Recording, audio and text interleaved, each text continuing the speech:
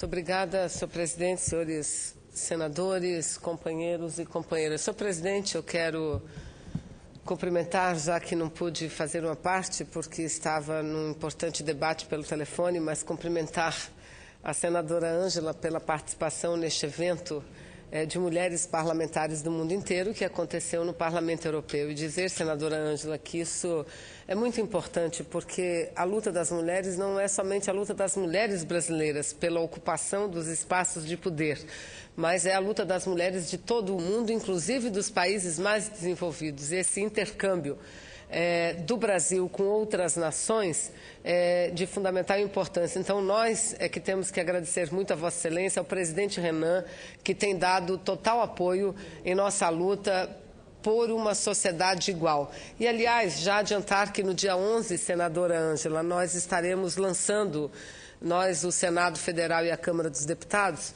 um material produzido com grande apoio da consultoria das duas casas, que procura retratar a posição da mulher no parlamento brasileiro historicamente, senhor presidente. São dados que falam por si só e que mostram o quanto a mulher ainda é alijada do poder em nosso país. E diante dessa constatação, entendemos que precisamos avançar muito na modificação nas leis ou até mesmo na construção de novas leis para que a gente acelere a presença da mulher na política brasileira, porque não pode uma metade do eleitorado ocupar somente, que são as mulheres, ocuparem somente 10% das cadeiras do parlamento brasileiro, que é o que de fato acontece em nosso país. Mas, senhor presidente, falando em democracia, falando em processo eleitoral, em participação nos espaços de poder, eu venho à tribuna neste momento para destacar o fato de que, possivelmente, na próxima semana, exatamente no dia 11, o Supremo Tribunal Federal deverá julgar, é o que está previsto, uma ação direta de inconstitucionalidade, uma DIN, proposta pela OAB, pela Ordem dos Advogados do Brasil, para que sejam declarados nulos os dispositivos da legislação eleitoral que permitem doações de campanha política feitas por empresas a candidatos ou partidos políticos. Na mesma ação, ou seja, na mesma DIN, a OAB solicita que o Congresso também seja instado a estabelecer limites para doações feitas por pessoas físicas. Assim como o projeto de lei de iniciativa popular propondo a reforma política democrática, ora em processo de mobilização, colhendo assinaturas, eu considero, senhor presidente, senhores senadores, que essa ação direta de inconstitucionalidade, essa DIN, proposta pela Ordem dos Advogados do Brasil, pela OAB, da maior relevância para o aprimoramento da democracia brasileira. Por diversas vezes, travamos esse debate aqui no Senado e no Parlamento brasileiro, assim como na própria sociedade brasileira. Na oportunidade, no momento em que debatíamos a matéria, eu fui uma das vozes a defender a extinção do financiamento privado de campanha e a adoção de um financiamento democrático de campanha, um financiamento que pudesse garantir, não digo o público exclusivamente, mas garantir que a presença do privado nas campanhas não fosse da forma como é hoje, ou seja, fundamental e até decisiva para o resultado eleitoral. Ou seja, a OAB apresenta e colhe assinatura juntamente com várias entidades, CNBB, Confederação Nacional dos Bispos do Brasil, a União Brasileira de Estudantes Secundaristas, União Nacional de Estudantes, várias centrais sindicais colhem assinaturas para uma proposta de reforma política e, entre elas, estabelecendo o financiamento democrático de campanha. Ou seja, somente pessoas físicas poderiam contribuir e num limite pré-determinado. Essa ação da OAB, que, repito, é a Ordem dos Advogados, portanto, as pessoas que exatamente têm como função principal, têm como profissão o estudo das leis, o estudo da legislação, eles propuseram uma ação de inconstitucionalidade em relação à participação de empresas privadas nos processos eleitorais. E essa ação deverá possivelmente ser apreciada e votada no próximo dia 11 pelo Supremo Tribunal Federal. A nossa expectativa, senhor presidente, era que esse debate ganhasse as ruas do país com a realização de plebiscito sobre a reforma política, quando uma das questões centrais seria, indubitavelmente, a forma de financiamento de campanha. Eu aqui quero recordar que, na condição ainda de deputada federal, fui autora de um projeto de lei que não acabava com o financiamento privado, mas limitava bastante o seu poder de influência. À época, eu apresentei um projeto de lei propondo que a doação ou as doações de empresas privadas fossem feitas a um fundo partidário e depois deste fundo, que seria um fundo global, depois de doado esse fundo, este fundo redistribuiria aos partidos políticos de acordo com as regras do próprio fundo partidário. Dessa forma, não haveria qualquer ligação de candidatos ou de partidos políticos direta com empresas privadas. Não há dúvida de que o fim do financiamento privado diminui consideravelmente a influência do poder econômico no processo eleitoral, assim como a interferência do mesmo na política brasileira.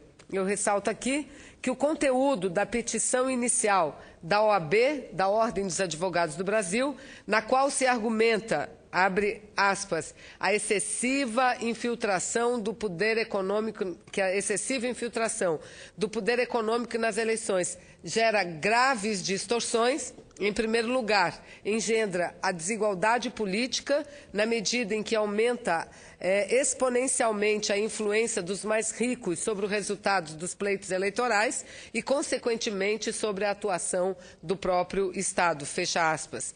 Por outro lado, destaca ainda a entidade, abre aspas, que o financiamento privado prejudica a capacidade de sucesso eleitoral dos candidatos que não possuem patrimônio expressivo para suportar a própria campanha e tenham menos acesso aos financiadores privados detentores do poder econômico, fecha aspas. Outra situação grave é que o financiamento privado comprovadamente causa vínculo entre doadores e os políticos que acabam sendo fonte de corrupção após o período eleitoral. A Ordem dos Advogados do Brasil, a OAB, portanto, deixa claro que o atual sistema transforma a desigualdade econômica em desigualdade política, o que se torna um obstáculo para a nossa democracia, ou seja, a desigualdade econômica, nesse caso, é espelhada, é transferida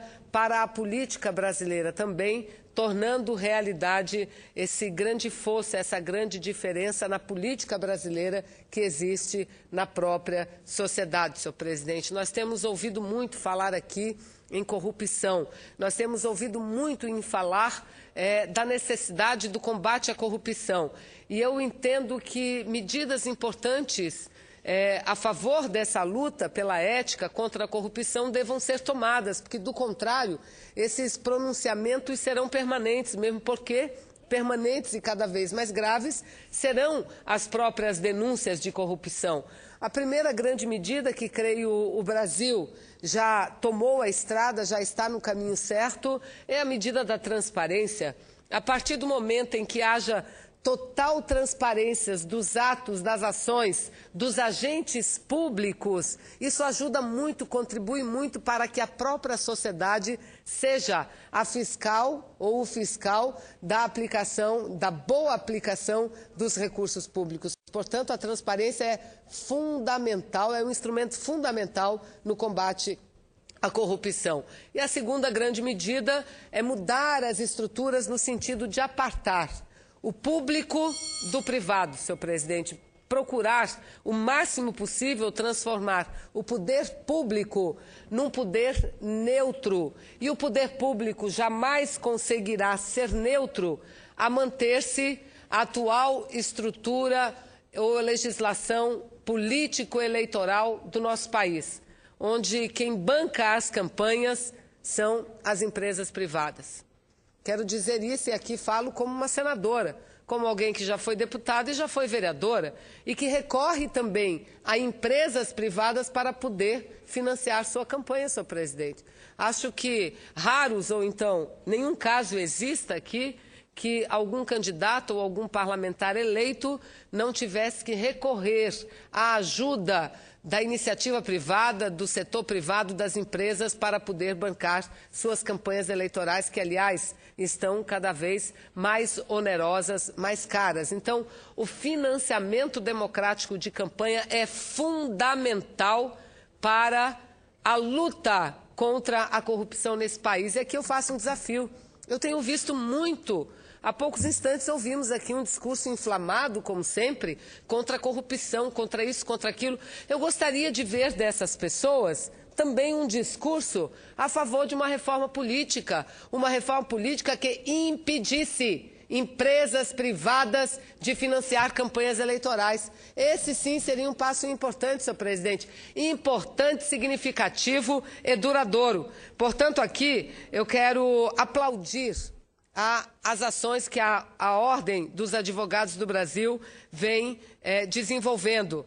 Essas ações são fundamentais, eu repito, além da campanha, juntamente com outras entidades, pela reforma política, tem essa ação direta de inconstitucionalidade que foi protocolado no Supremo Tribunal Federal e que deverá, segundo as previsões, ser analisada, ser votada, apreciada no próximo dia 11, no âmbito do Supremo Tribunal Federal. A OAB deixa, portanto, claro, senhor presidente, que o atual sistema transforma, como eu já disse, a desigualdade econômica também em desigualdade política. E aí explica a entidade, abre aspas, vou ler mais um trecho, que a igualdade no constitucionalismo contemporâneo não se esgota numa vedação às discriminações arbitrárias. As constituições sociais, como a brasileira, partem da premissa de que existe uma profunda desigualdade nas relações políticas, econômicas e sociais e que é dever do Estado atuar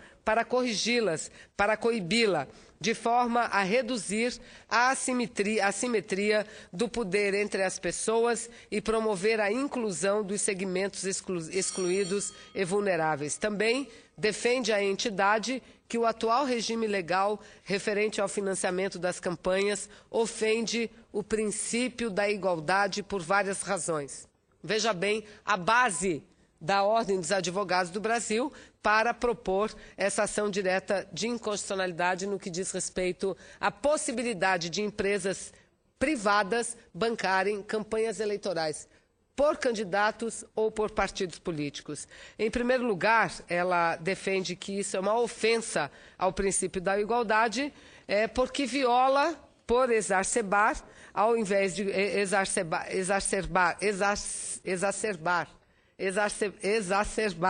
ao invés de corrigir as desigualdades políticas e sociais existentes, ao permitir que os ricos, por si ou pelas empresas que controlam, têm uma possibilidade muito maior de influírem nos resultados eleitorais e, por consequência, nas deliberações coletivas e políticas públicas. Portanto, trata-se, senhor presidente, de argumentos mais do que balizados sobre a nossa realidade e aponta para uma solução viável para aperfeiçoarmos a nossa legislação eleitoral. E, repito, muito mais do que isso, muito mais do que aperfeiçoar a legislação eleitoral, o que pretende a Ordem dos Advogados do Brasil, com essa medida proposta ao Supremo Tribunal Federal, é provocar o Supremo, primeiro, a cumprir o princípio máximo da Constituição, que é garantir a igualdade entre todos, e que essa fórmula estabelecida na lei eleitoral, propondo e prevendo, permitindo o financiamento privado sem qualquer limite, senhor presidente, sem qualquer limite, que isso estaria, como eu concordo, ofendendo o princípio dessa igualdade que deva ter todos os cidadãos e cidadãs brasileiras perante a lei de nosso país. Além disso, essa medida, repito, ela contribui, é um dos elos fundamentais, imprescindíveis na luta contra a corrupção e na luta por um Estado mais democrático, por um Estado neutro, senhor presidente. Creio que se o parlamento já demonstrou, eu aqui me referi rapidamente, mas já demonstrou que não construiu ainda uma maioria suficiente para promover uma reforma política mais profunda em nosso país, que nós devemos buscar outros caminhos. Um dos caminhos, sem dúvida nenhuma, é esse proposto pela Ordem dos Advogados do Brasil, tentando suscitar uma inconstitucionalidade de uma lei que fere um princípio maior da nossa lei máxima, Constituição Federal, que é o princípio da igualdade. E o outro é ouvirmos a população brasileira no que diz respeito à reforma política. Esse ano já está no fim, senhor presidente. Hoje estamos no dia 3 de dezembro do último mês do mês. Do dia 15 em diante, todos pensarão em Natal, apesar de que tenho a convicção que trabalharemos aqui no Senado até a véspera do Natal e, se não conseguirmos votar o orçamento, teremos que voltar após o Natal. Mas, enfim, o espírito de recesso, de férias, toma conta já da população brasileira. E, na sequência, temos o Carnaval, que neste ano acontecerá entre o final do mês de fevereiro e o início do mês de março. E, na sequência, muitas negociações políticas e o pleito eleitoral no segundo semestre de 2014. Não conseguimos votar, senador Antônio Carlos, nenhuma lei, nenhuma mudança profunda. Votamos uma mini-reforma da legislação que trata da eleição e não política, da organização política partidária. Mas não tivemos a capacidade de promovermos essas mudanças, mas temos que ter em mente que, independente de ano eleitoral ou não, precisamos buscar o apoio da sociedade brasileira para que ela ajude os partidos políticos, as suas representações políticas, os seus representantes políticos, parlamentares, a mostrar qual é o melhor caminho.